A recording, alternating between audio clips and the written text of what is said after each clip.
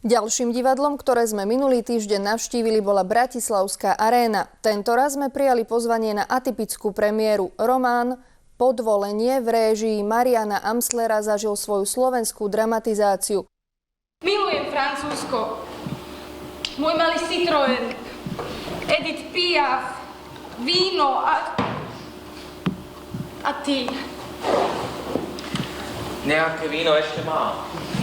Profesor François prežíva krízu stredného veku. Pozadie príbehu predstavujú spoločensko-politické súvislosti utopickej vízie Francúzska v roku 2022. Myslím si, že divadlo má prinášať aj vážne témy, polemické témy, otvárať vážne diskusie a debaty. Tá sila tej, povedzme, témy, toho námetu a toho, o čom to celé je, môže vyznievať dosť deziluzívne pre našu budúcnosť. Toto predstavenie nie je klasický divadelný text. Je to román, ktorý sa dostal do rúk Petrovi Lomnickému, ktorý urobil z neho adaptáciu, že bohužiaľ na doskách nemám natočené kilometre, takže je to pre mňa nové, že stoja pred nami ľudia, že nám tlieskajú. Tá premiéra, to sú veci, na ktoré sa nezabúda. A takúto veľkú postavu som ešte nehral. Ako si zareagovala na ten piesok, po ktorom si teda vyšplhala úplne profesionálne? Musím povedať, že mala som ho všade.